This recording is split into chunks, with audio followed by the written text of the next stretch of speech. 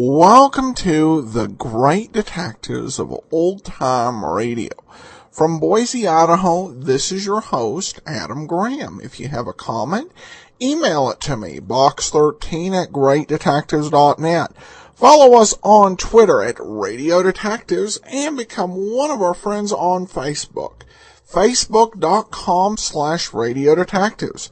Well, before we do get started, I want to encourage you, if you've not already, to pick up your copy of my first detective story. It's available as a digital sort on Amazon for 99 cents, and the title is An Ounce of Prevention. The nice novelette, and introduces some characters that will flesh out a bit more in the mystery novel I hope to publish next year, Slime Incorporated.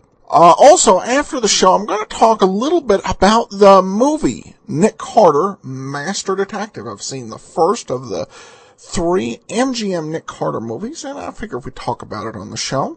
But let's go ahead and listen to today's episode of Nick Carter, Records of Death.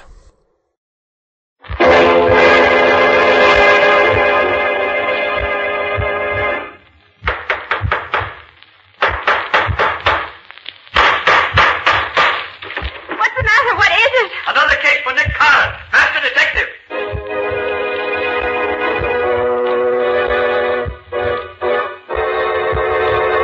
Yes, it's another case for that most famous of all manhunters, the detective whose ability at solving crime is unequaled in the history of detective fiction. Nick Carter, Master Detective. Tonight's curious adventure, Records of Death.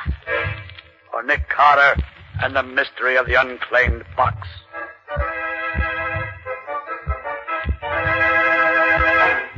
The fact of the matter is, Mr. Carter, that I have quite accidentally stumbled on a terrible crime. Or, to be more correct, I've stumbled on evidence that a terrible crime has been committed. But even so, Mr. Field, why do you come to me with it? That sort of thing should be reported to the police. Mr. Carter, what police would I report it to? Where was the murder committed? I don't know. Well, how can you know that a murder's been done if you don't know where it was done? Well, that's what makes this particular crime different from any other.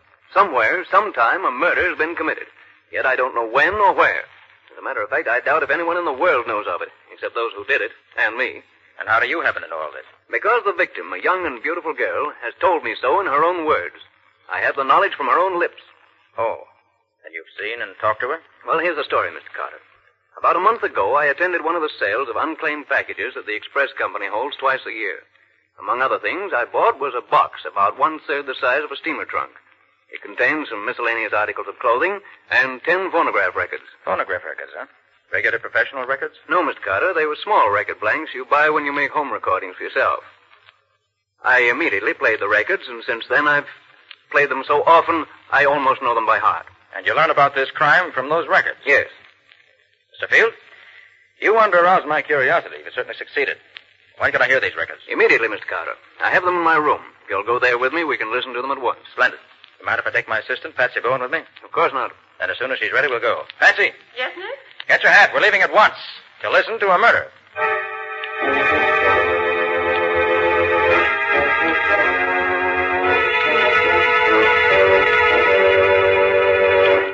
This is the box, Mr. Carter. Beautiful, isn't it? Now, Mr. Field, before we go further, there are a few things I should like to know. How long ago did you buy this box at the auction? A little over a month ago. Mm-hmm. Well, the express company must have had it for about a year or so. Another thing. Were there any wrappings on the box when you bought it? Yes, it was well wrapped in heavy burlap. Do you have those wrappings now? I'm sorry to say I don't. By the time I realized that the wrappings might have furnished a clue to the mystery, they'd been burned in the incinerator. Too bad. Well, do you by any chance, whatever, recall the name and address to which the box was consigned? Fortunately, I do. It was addressed to an Alex Delanois in New York City. But I've searched every city directory, every telephone book, every place where names are listed, and I can find no such name anywhere. There was no street address, and the rest of the label, as I remember it, was practically obliterated. I see. All right, Mr. Field, let's listen to the records. And gladly. I'm very anxious to get your opinion of them. Are they in any kind of order? After hearing them over and over as I've done, I believe that I've finally arranged them in their proper order. I see. They're so peculiar, I can hardly wait to see if you can tell me the answer. Here's the first one. I have a terrible story to tell. But even while I try to tell it, I'm afraid that you who may listen to this will not believe me. But I beg you, if justice means anything to you, believe me and avenge me. I shall rest easier in my grave if I know that those who hope to profit by my death have been deprived of the fortune they plan to get by killing me. I am very rich, but I am not rich enough to avoid the fate that is in store for me. She sounds as if she meant it, doesn't she? I thought he was coming in, but he went away. I've tried several times to escape, but I've failed each time. I wish I could tell you where I am, but I can't, because I was drugged when they brought me here. Oh, I forgot to say, my name is Nancy Deering, and I'm 22 years old. You who listen to this will recognize the name at once, of course. I only hope they don't murder me until I can... Is that the end of it? Not quite.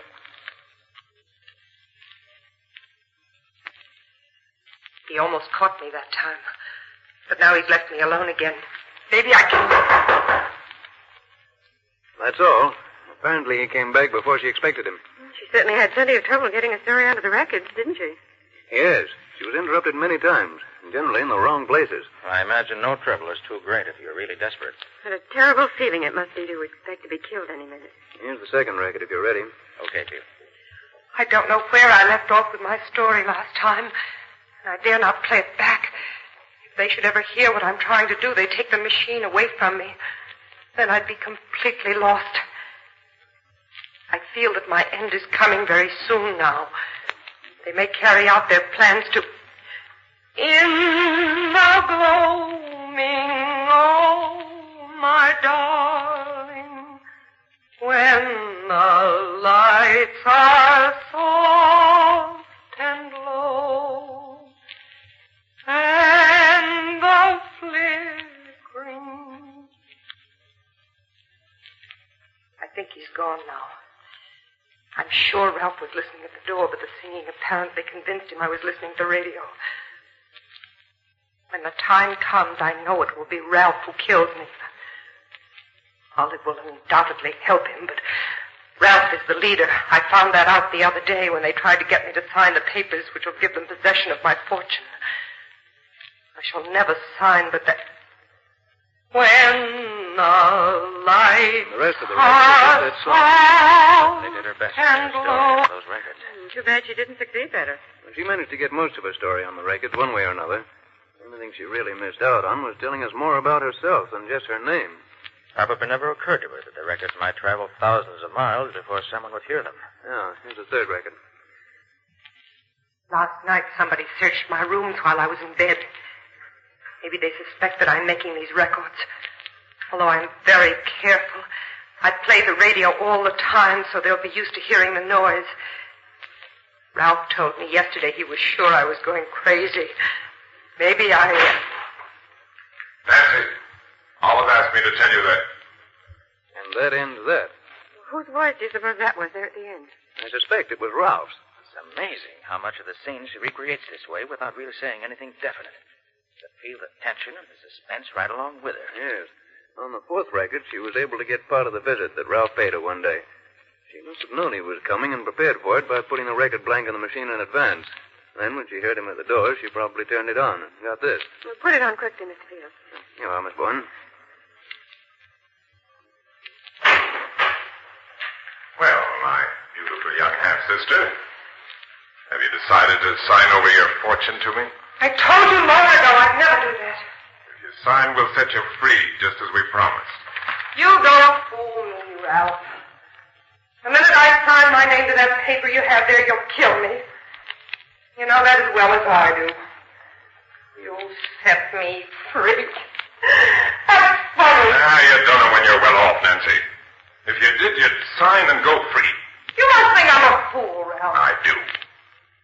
And I also think it Won't be long before you wish you had it, son.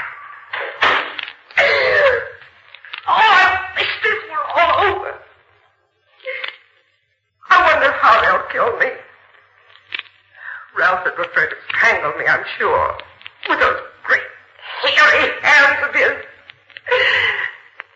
As for Olive, yes, she'd use poison on the boot. That's all there is on that one. It's a pity she couldn't have put more on each record than she did. She really used only a small portion of each blank. Yes, Patsy, but she had trouble enough to get even that much on them, the way they watched her. Nick, where could she get the blank records in the first place? They certainly wouldn't have let her have them knowingly. If I were to make a guess, Patsy, I'd say that when they took her to the place where she was kept prisoner, they probably took along her clothes and some of her furnishings. And among them, probably, was this radiophonograph. Perhaps she specially asked for it because she loved music or something, and the record blanks were probably the machine along with the other records. That could be. How about the fifth record, Mr. Field? I've never been able to make much out of this one. Maybe you'll have better luck. You mean it's not like the others? Quite different. Here, I'll start it near the end. The whole first part is just scratch and nothing else.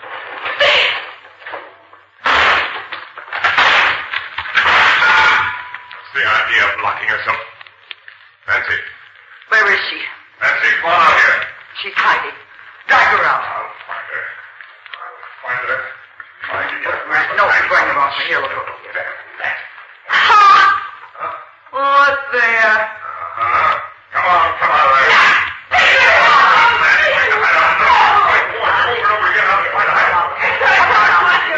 Come on, get her. Now, the sooner you do it, the better. No.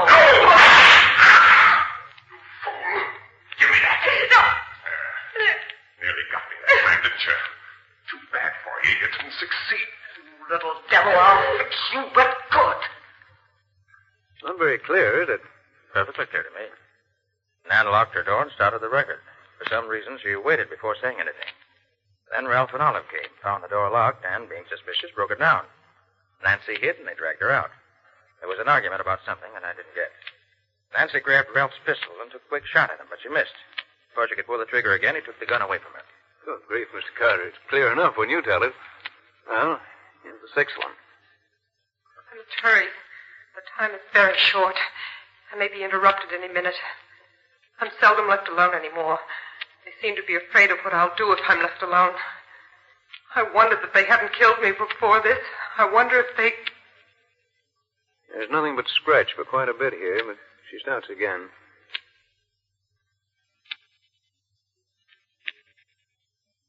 Olive came in. I had to stop. Now she's gone for a few minutes at least.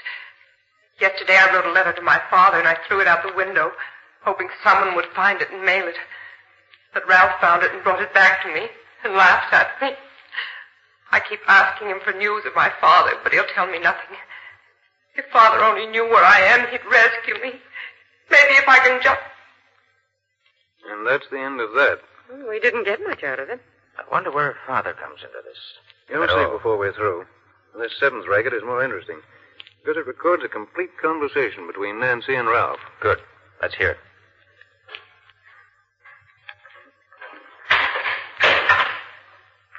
Well, my dear Nancy, how are you today? If you had your way, I'd be dead. Why don't you kill yourself and save us the trouble? You mean save you from having a murder on your conscience? You have such a thing? Murder is a very ugly word, Nancy. You're murdering me inch by inch every day that I stay here. Well, I don't object to doing it that way if I can. I hate you! You little cat! If you ever throw anything at me like that again, I'll tie you up so you won't be able to move out of your chair. Ralph, if you really want me to sign those papers for you, just let me go to my father. If you do, I'll sign anything you ask. That's out of the question, Anne. But if you sign, we'll see that your father finds you soon enough. And it's only because I'm your half-brother that I offer you this. You sneaking liar! I'll show you. No! Please! Next time I'll kill you. If you weren't my half-sister, I'd do it right now. And I'd enjoy doing it. So don't tempt me too far. I might forget that your mother and mine were the same. Please. Ralph. Will you get me a glass of water? Oh. Please, Aunt. Please. Well, all right. But no tricks or I'll lose. Oh, gosh, I wish we could have heard more of that. Yes. We might have learned something really important. You will. Nancy knew the record was near the end, and that glass of water was merely an excuse to get Ralph out of the room while she put on a new one. Good for her. She's a clever girl. Oh, what a terrible ordeal she went through. Never knowing from one day to the next whether it was her last. Quiet, Betsy, please. Thank you. You were gone quite a long time. I met Olive in the hall. She reminded me to tell you we've decided that unless you do as we want you to, you have just one more day to live. Just one. Do you think that frightens me? I'll almost welcome death, because I know it's the only way I'll ever get away from you two. And I'm firmly convinced you'll never succeed in getting possession of my fortune. Of course we'll get it. No doubt about that. I don't think you will. No? No. That is, you won't get it unless you're planning on murdering my father, too. After you forged a new will for him to leave behind him. Smart, aren't you? Guessed it the first time. No. No, you wouldn't. You couldn't. No, why not? He's not my father, and we want his fortune for ourselves. I can't believe such inhuman creatures as you two really exist. Our mother bore a strange lot of children, didn't she? On one hand, we have you, my saintly Nancy. And on the other hand, we have the twins, Olivette and me, who are anything but saintly. Yes, life is very strange sometimes. Get out! Get out! Leave me alone! I gotta die to be with you! That's an excellent idea, Nan. I'll be gone for about 15 minutes. If you're wise, you won't be alive when I return. Goodbye. I hope forever.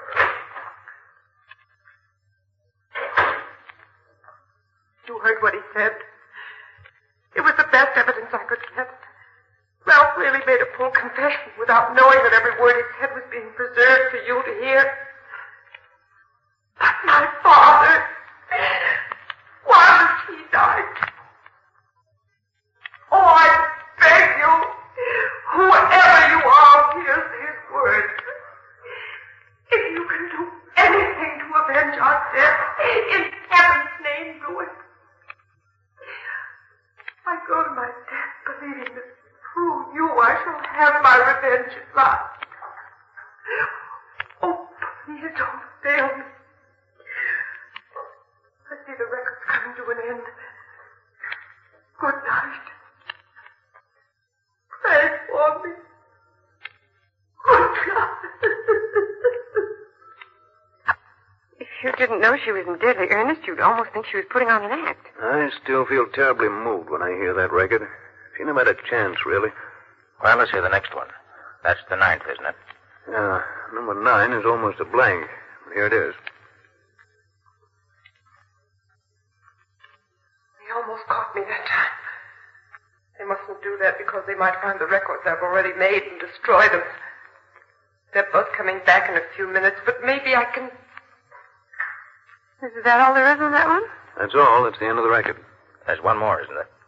Yes, number 10. The first 2/3 of it's blank. It starts here. Stand back, both of you. Nobody. You see I'm armed. You know I can shoot straight. I'll kill the first one of you to move. Confound you, that's my gun. Where did you get it? Olive gave it to me so I could defend myself. That's a lie, you know it. What is it?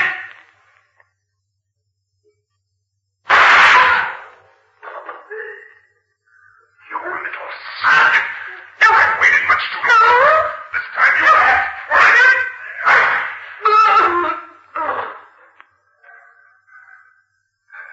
Well, that takes care of you. Olive. Yes. Yeah. What happened? The bullet just grazed your temple.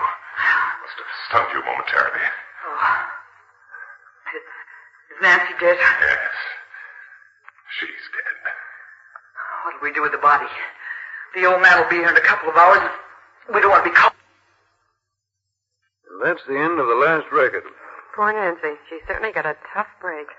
I truly believe that's the most remarkably told tragedy in history. Oh, Mr. Carter, have you got any ideas? I have, but I'm not ready to talk about them yet. Well, what's the next step now, Nick? Well, first of all, Patsy, I want to examine the other contents of the box thoroughly. I can look them over more intelligently now that I've heard the records. Then I want to play those records over and over until I know them by heart. And then? Then I expect to be able to give you the answer to the problem.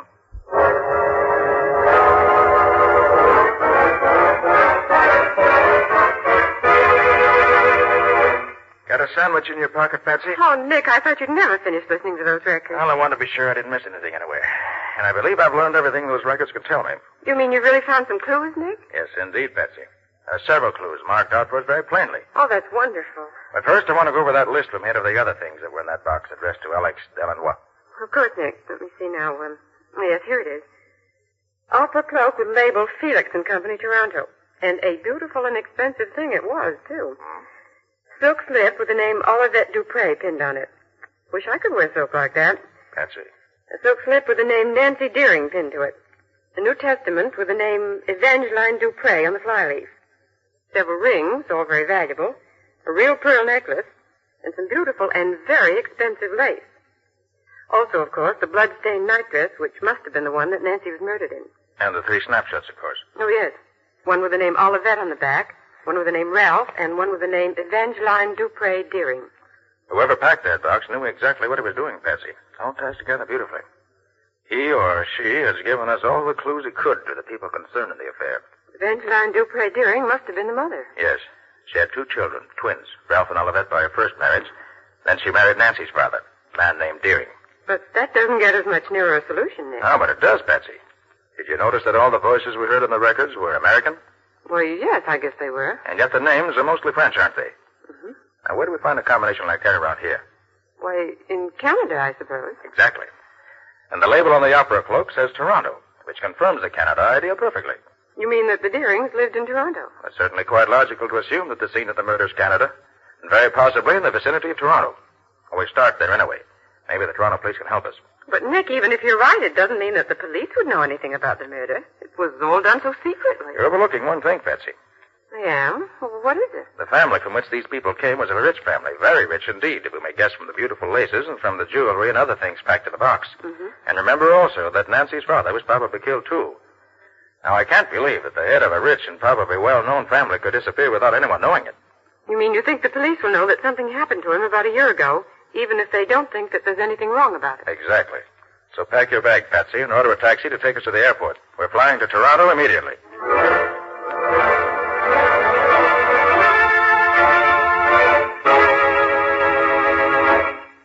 I'm very happy to welcome you back to Toronto, Mr. Carter. It's been many years since you've been up here to see us. Well, thanks very much, Chief. Now, you mind if I ask you a few questions? Oh, of course not. Go right ahead. Did you get a letter about a year ago telling that a murder had been done, and that if you wanted proof, you should claim an express box sent to New York City in the name of Alex Delannoy? Wait a minute. By George Carter, we did get just such a letter. But we thought it was the work of a crank and destroyed it. You mean it was true? I have every reason to believe it was. Now, another question. Would you know anything about a girl named Nancy Deering, or about her father? For heaven's sake, Carter, what do you know about the Deering family? You answer my question first, I'll answer yours. What about the Deering? The father, Charles Deering, was the younger son of an English nobleman. Mm-hmm. He was immensely rich, had a house here in town, a country place called Deering Hall. He married a woman with 2 children, twins, I believe, and she died when his daughter Nancy was born. He was always prominent in local affairs up to about a year ago, when he's said to have disappeared. Hasn't been seen since. I understand he started for Deering Hall, but never arrived there, according to his 2 stepchildren. What about his daughter, Nancy? Nancy was brought up by relatives in Montreal. Few people here know her at all. But as I remember it, she was supposed to have disappeared just before her father did. Although I now understand that she was at Deering Hall with her half-brother and sister all the time. You say Nancy didn't disappear after all? I know. As a matter of fact, she was here in Toronto this past week. She believes her father is dead, so she's applied for letters of administration for the estate. I thought so. You did? What do you know about it? Enough to know that this girl who calls herself Nancy Deering isn't Nancy Deering at all. She's an imposter whom the stepchildren have brought in to impersonate her. Chief, we got to get out to Deering Hall at once.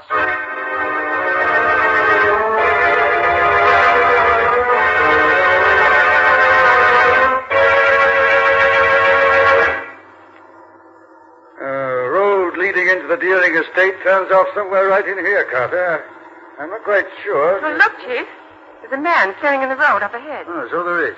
And he's motioning to us to stop. He looks almost like a dwarf, doesn't he? Certainly a queer-looking individual. Perhaps you are going to the hall. Yes, we are. Why? Could you take me back there? I have walked so far, I am tired out. Oh, of course. Climb in. What? You are a policeman, no?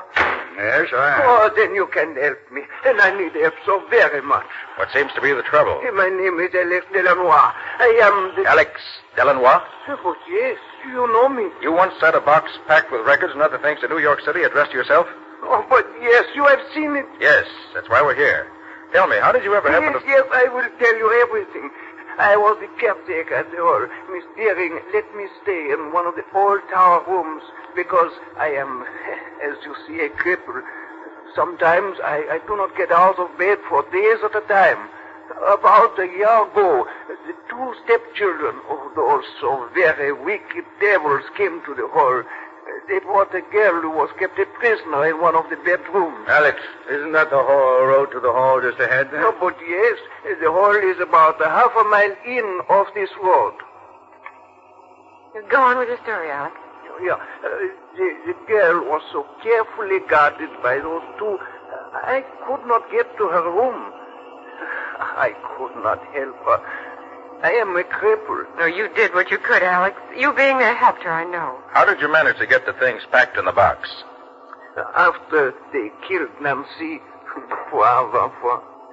they did not guard their room so carefully. I got in, I took the records and the other things and packed them in the box. A fisherman I know up by the lake sent the box by express for me. I wrote to the police in Toronto and in New York and told them what had happened and asked them to claim this box. But I am afraid they did not do it. No, we didn't. We thought the letter was just a hoax. What about Nancy's father? The day after Nancy was killed, he came here and they tried to kill him too. Tried to? You mean they didn't succeed? No, not quite.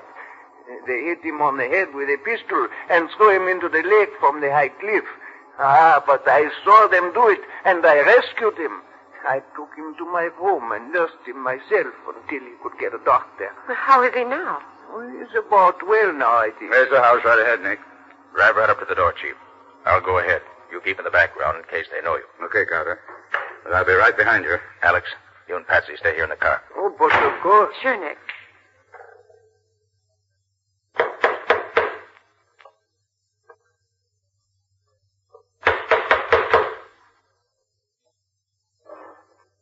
Yes? What is it, please? Please tell Miss Deering that we've come to take some affidavits concerning her application as administratrix for the estate. Yes, sir. Well, come in, please. I'll announce you. It's your turn now, Chief. I'll stand here one side of the door, just in case. I can handle them, Carter. Maybe, but they're going to be... Quiet. Here they come. Well, gentlemen, what can we do? Dr. Bray, I arrest you and your sister Olivette for the murder. I'll take that gun to fight with me. Oh, no, you don't, young lady. This pair of handcuffs will take care of you. Need any help, Carter? No, I can take care of him. Nice work, Carter. Pair of handcuffs on him. They'll both keep safely till we can put them behind the bars. And we can now restore Deering Hall to its rightful owner once more. Even though it's almost a year later, the box that Alex Delanois packed has fulfilled its destiny.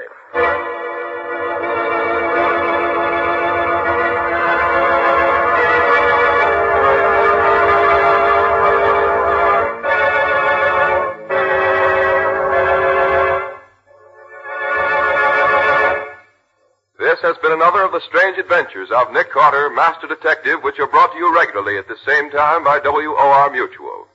What's your story going to be about next week, Nick? Well, next week I'm going to tell you the tale of the thief and murderer who had to be caught twice before he was really caught at all. And when Nick caught him the second time, it was because he was able to guess in advance exactly what the criminal was going to do, as well as exactly what he was going to think. And what did you say the crime was? Merely a matter of murder and robbery. There was nothing unusual in the crime itself. The excitement came in the way Nick chased him, outsmarted him, and finally caught him. It's a very special example of the criminal who was just a little too clever for his own good. He overrated himself and underrated Nick. That's always dangerous where Nick Carter is concerned. Thanks for the compliment. And so long till next week. So long, everybody. And so long to you both. In the strange adventure you've just heard, Nick Carter was impersonated by Lon Clark, Patsy by Helen Choate. Original music was played by Lou White, and the entire production was written and directed by Jock McGregor. Next week at the same time, listen to another curious experience of Nick Carter entitled The Unwilling Accomplice, or Nick Carter and the Mystery of the Society Burglar. This story is a copyrighted feature of Street & Smith Publications, Incorporated. This is Mutual.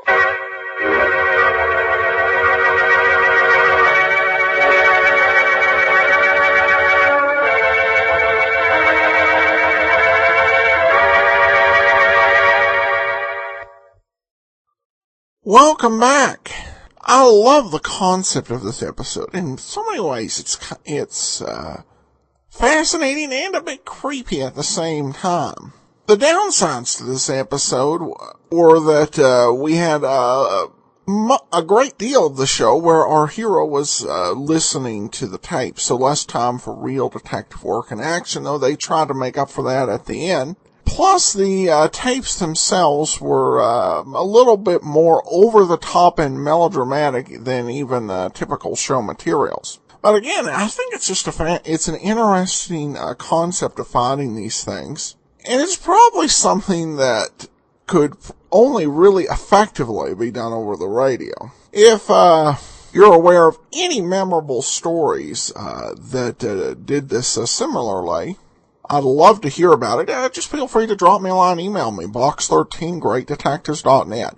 All right, well, we'll get in one listener comment, and then I'm going to go ahead and talk a bit about the Nick Carter, the movie.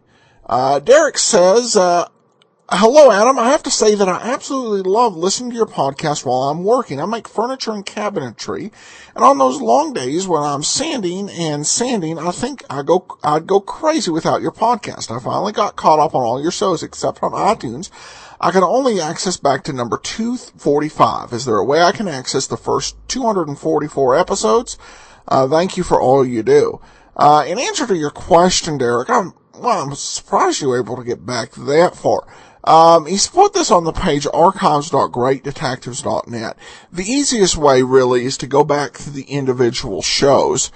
And the programs that we had done, in those first 244 episodes, we did, Box 13, we did Jeff Regan, we did, Pat Novak for Hire. Actually, we did Pat Novak for Hire first. Let George Do It, Sherlock Holmes, and of course, yours truly, Johnny Dollar. And we've got a complete archive there, so my best answers to most of those, you should just be able to go through the individual show feeds for those programs. For Johnny Dollar, you'd want to download the individual episodes off the site. But thanks so much for listening. All right, well, now on to Nick Carter, Master Detective. First of all, I do want to say that this is a movie that would not have been available on DVD till about 6 months ago, when Warner Archives released it. And when I found out about that it had been released, I definitely wanted to watch it.